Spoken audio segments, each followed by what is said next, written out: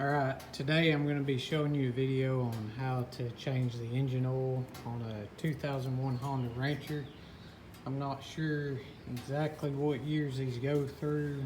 I believe maybe '04 might be the highest. I know I've had '03 and this is an '01, and so they at least have that. So anyways, this is a 350 Honda Rancher. I like OEM stuff. I believe I bought this little kit off Amazon. Here is the part number for the oil filter. You can also go on Partzilla. They offer a lot of good things, Honda OEM products for your ATV. The engine oil is Honda 10W40 Gen 4. You're going to need a 17mm socket and an 8mm socket for your oil filter housing, and this is for your drain plug. So it's pretty easy, simple task, but I just figure I'd throw it in here and you at least know what size sockets you need, part numbers, things like that. So I'm going to get in this thing and I'll show you where the oil drain plug is. Okay, I am on the, if you are sitting on the ATV, I'm on the left-hand side of the engine. You'll notice the exhaust pipe.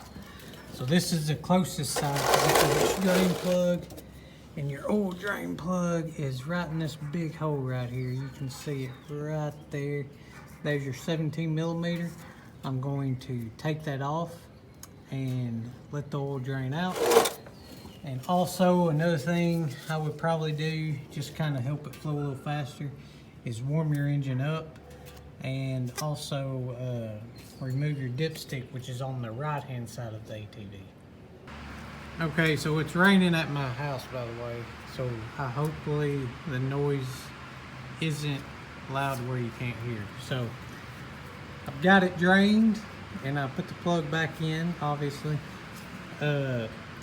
I don't know the exact torque spec, but just get it good and snug. This is an aluminum casing, and you do not want to strip it out because that'll make a bad day.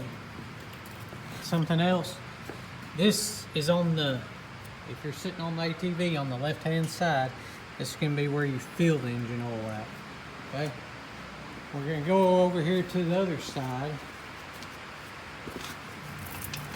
and we are going to show you where the oil filter, or these three 8mm bolts right here, this is where your dipstick tube goes, which I take it out to just get a little bit of air circulation going in.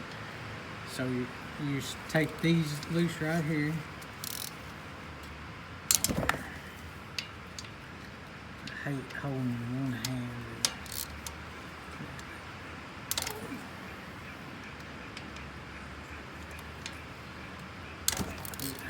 Trying to make it where you can at least see a little bit what's going on.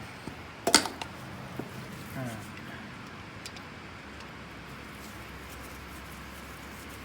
I always like to take the bottom out first, a little bit of that drain out. Make sure you do not drop these in there. If you do, I guess you can get a magnet.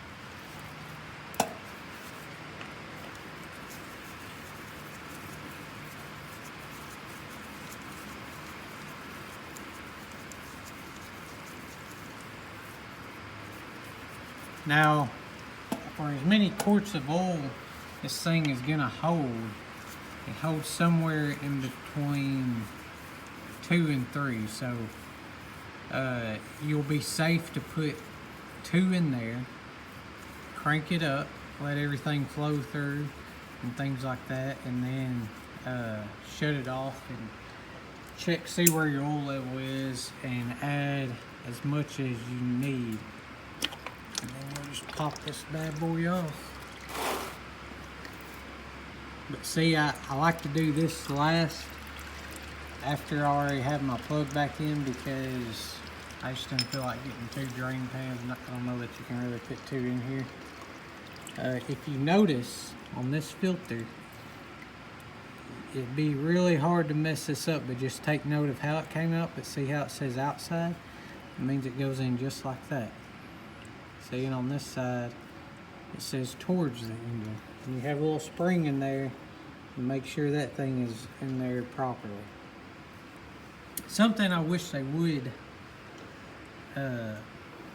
include in the little kit is an O-ring right here, but inspect that O-ring, make sure it's good. I don't know, I just like having a new O-ring every time I do. So I'm gonna get this back together now that I let y'all see me take it off, and I'll cut back in and also make sure that O-ring's on there too. But I'll cut back in and let you see me after I'm done. This oil wasn't terrible. I've just never done all this because ever since I've owned it. So I'm gonna pause it right there. Okay, so I got everything back together. Right now I've already ran it and made sure there wasn't any leaks. You always want to make sure of that. Make sure you didn't pinch an O-ring or something like that. On torquing these, I don't have a torque spec for these bolts. Just get them snug, this aluminum casing. I mean, you don't need much on them at all. Now, I've only put in 2 quarts of engine oil, and the reading I'm getting without screwing it in, I'm gonna let it go down to the threads right there. And if you do that, as you can see, that's almost to the top of that line right there. And it's been my experience, anything within those lines is acceptable. So instead of popping open another quart, I'm just gonna leave mine right there where it's at. I may pull the owner's manual, see what they specifically recommend, but I doubt I'm gonna change it, because that is plenty of oil to keep this thing lubricated as far as that. So that's the video, guys. I hope it was helpful. And like I said, this is gonna be a real simple DIY, do it yourself, DIY. I don't even get that right, but anyways.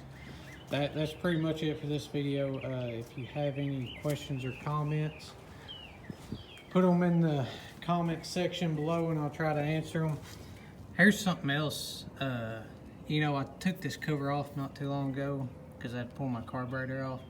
And I guess I forgot to put that bolt in, but Partzilla is the place to go for OEM Honda stuff. And I found the exact screws that I've ordered. I had to order 8 of them. It was the only option they gave me. But all right, thanks for watching.